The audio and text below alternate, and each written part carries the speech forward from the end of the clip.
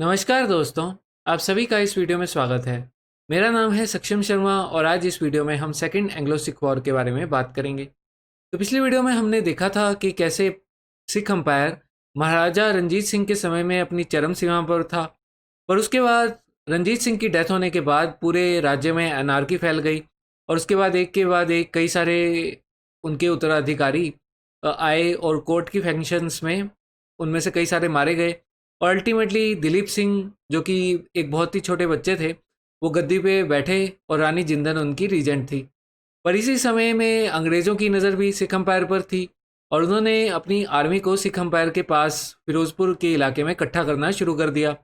तो सिखों को उनकी नीयत पे शक हुआ और अल्टीमेटली जब सिख आर्मी ने सतलज नदी को क्रॉस किया तो अंग्रेज़ों ने उनके ऊपर वॉर डिक्लेयर कर दी और इसी के साथ हुई पहली सिख वॉर, जिसके अंदर सिख आर्मी हार गई अंग्रेज आर्मी से और उसके बाद उन्हें एक बहुत ही humiliating treaty treaty of Lahore sign करनी पड़ी।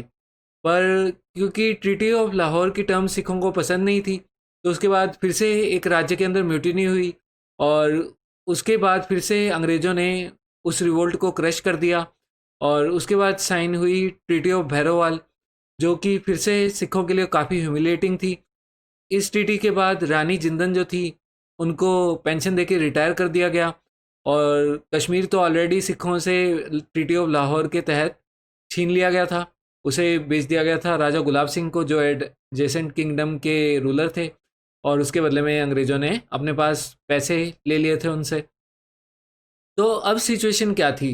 तो अब जो सिचुएशन थी वो कुछ इस तरीके से थी कि सिखों के पास अभी भी आर्मी थी काफ़ी स्ट्रॉन्ग। वैसे तो यूजुअली ब्रिटिश किसी को भी हराते थे तो उसकी आर्मी पूरी छीन लेते थे, मतलब कि या तो अपनी आर्मी वहाँ पे तैनात कर देते थे या उनसे सब्सिडियरी अलायंस साइन करके उनकी आर्मी को डिसबैंड कर देते थे और बदले में अपने ट्रूप्स रख के अपना जो पूरा खर्चा है वो जीते हुए राज्य से निकालते थे। पर इस समय अभी भी सिखों के पास जो थी 20,000 नॉर्मल इन्फेंट्री थी और 12,000 यहाँ पे घुड़सवार यानी कि कैवलरी थी। तो ऐसा क्यों था? तो एक्चुअली में अब ये जो जैसे पंजाब की बाउंड्री थी, साथ में पड़ता है अफ़गानिस्तान, और जो अफ़गानिस्तान का रूलर था वो अंग्रेज़ों का दुश्मन था और अंग्रेज़ों को ये था कि अगर मान लो अफ़गानिस्तान ने यहाँ पर अटैक कर दिया पंजाब पे, तो ये जो सिखों की आर्मी है वो उन्हें डिफेंड कर लेगी।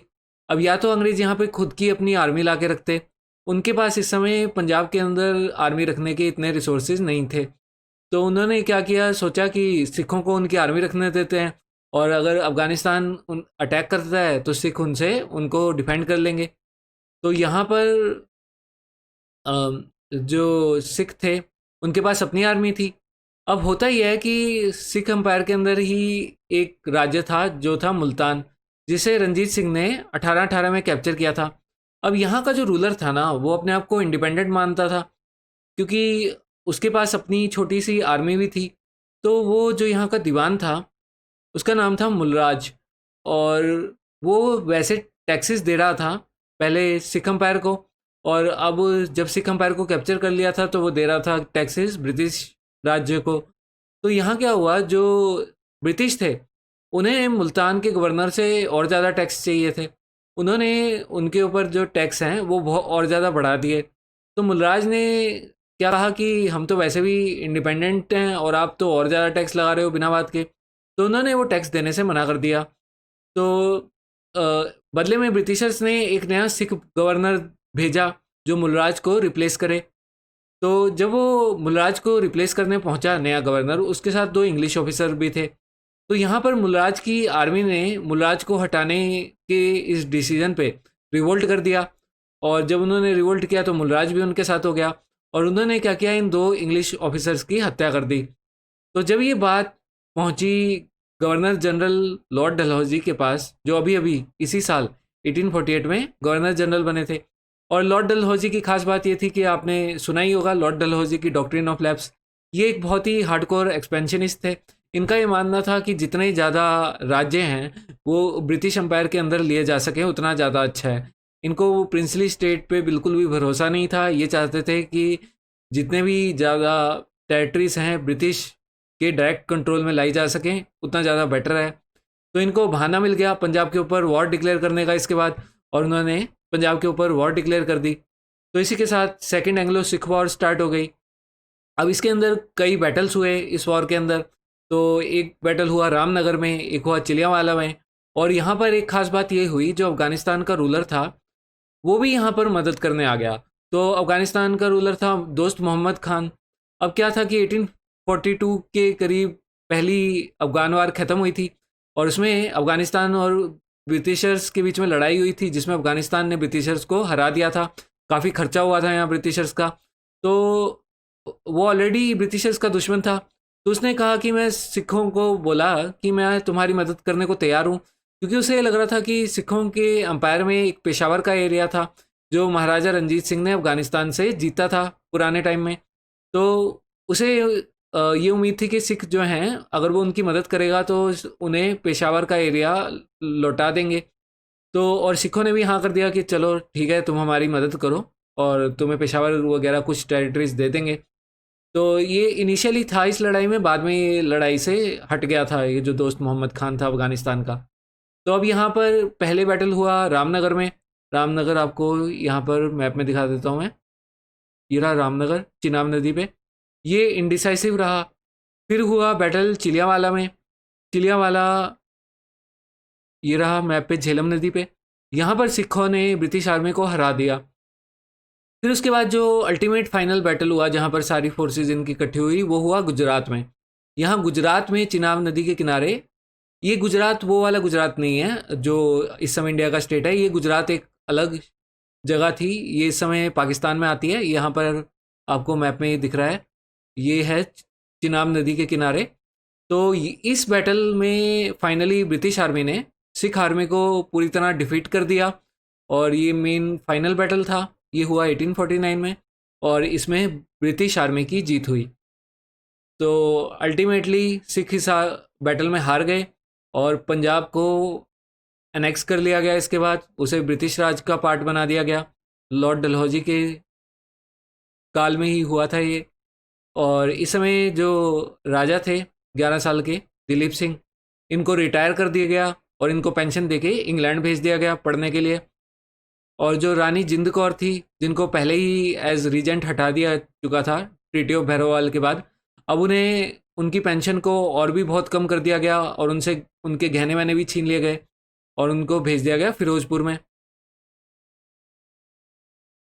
अब यहाँ पर पंजाब का एक नया चीफ कमिश्नर बनाया गया। सर जॉन लॉरेंस पंजाब के पहले चीफ कमिश्नर बने, और उनके हाथ में पंजाब का एडमिनिस्ट्रेशन आ गया। डलहौजी को वैसे ये ज़्यादा इंपॉर्टेंट नहीं है, इससे पहले डलहौजी के पास अर्ल का टाइटल था, लेकिन इस लड़ाई में जीत के कारण डलहौजी को अब मार्किस का टाइटल दे दिया गया, क्योंकि यहाँ पर डलहौजी को ही मेन माना गया जिनकी वजह से ये जीत हासिल हुई। और कोहिनूर हीरा, जो कि अभी आज तक भी न्यूज़ में रहता है, ये इस बैटल के बाद ब्रिटिशर्स ने अपने कब्जे में ले लिया। उनका ये कहना है कि हमने ये fair and square treaty of Lahore के बाद लिया था, लेकिन ये बहुत ही विवादित मुद्दा है आज भी आज़ाद भारत में। तो कोहिनूर डायमंड इसके बाद ब्रिटिशर्स ने इंडिया से छीन लिया। तो इस लड़ाई का एक और भी बहुत इंपॉर्टेंट सिग्निफिकेंस था कि ये लड़ाई 1849 में ख़त्म हो गई थी, और इसके कुछ ही सालों बाद होता है 1857 का रिवोल्ट। लेकिन ये जो 1857 का रिवोल्ट होता है, यहाँ पर जो सिख होते हैं, ये ब्रिटिशर्स की इस रिवोल्ट में ब्रिटिशर्स की मदद करते हैं, और इस रिवोल्ट को ब्रिटिशर्स दबा देते हैं जहाँ पर इन्हें बहुत ज़्यादा मदद मिलती है सिखों की। तो ऐसा क्यों होता है? तो एक्चुअली इसके ना कई कारण थे। एक तो यहाँ पर ये जो बैटल्स हुए, यहाँ पर सिखों ने ब्रिटिशर्स की जो लड़ाई के अंदर वीरता देख ली थी, तो म्यूचुअल रिस्पेक्ट भी बन गया था इनके बीच में। तो जब भी जैसे सिख किसी बैटल में जीते या ब्रिटिशर्स बैटल में जीते, तो उन्होंने दूसरे के जो प्रिजनर्स पकड़े गए ना, उनके साथ फेयर ट्रीटमेंट किया। तो उसके बाद से सिख काफ़ी भारी मात्रा में ब्रिटिश आर्मी में जुड़ने लगे थे। उसके अलावा यहाँ पर ना दो बहुत ही इंपॉर्टेंट फैक्टर्स थे। अब यहाँ जो ये ब्रिटिश फोर्सेस थी ना, इनमें क्या होता था इस समय कि मान लो एक यूरोपियन है, तो उसके साथ मतलब रेशो में 6 या 7 जो हैं वो इंडियन सोल्जर्स थे। तो मेनली जो आर्मी लड़ रही थी सिखों से, इसमें मेनली इंडियंस ही होते थे उस समय। तो ये जो इंडियंस थे उस समय इस आर्मी में, ये कहाँ के थे? ये अवध के थे या तो आर्मी में, या बंगाल के थे मेनली। तो सिखों ने ये देखा कि ये जो आर्मी में जिन्होंने उनको कैप्चर किया, उनको आर्मी में लड़ाई में हराया, उनके जो सोल्जर्स हैं वो अवध और बंगाल के ही हैं। और जो 1857 का रिवोल्ट था उसमें मेनली कहाँ के सोल्जर्स थे? अवध के, बंगाल के, जिन्होंने म्यूटिनी की। तो इसलिए सिख उनका साथ देने को तैयार नहीं हुए। दूसरा, ये जो म्यूटिनी करके जब ये 1857 के रिवोल्ट में दिल्ली पहुंचते हैं, और दिल्ली में जाके इन्होंने इंडिया का एम्परर किसको डिक्लेयर किया? बहादुर शाह जफर को। और बहादुर शाह क्या था? एक मुगल था। और सिखों की मुगलों से तो वैसे ही नहीं बनती थी, इनके तो बीच में पहले से ही बहुत ज़्यादा शत्रुता रही थी। तो इसलिए भी सिख तो वैसे भी बिल्कुल भी मुगल का साथ देने को तैयार नहीं थे। तो इन कारणों के चलते सिखों ने 1857 के रिवोल्ट को दबाने में अंग्रेज़ों की मदद की। तो ये था सेकेंड एंग्लो सिख वॉर और उसका सिग्निफिकेंस। तो उम्मीद है आपको ये वीडियो पसंद आया होगा, और अगर आपको ये वीडियो अच्छा लगा है तो लाइक और सब्सक्राइब ज़रूर करिएगा। धन्यवाद।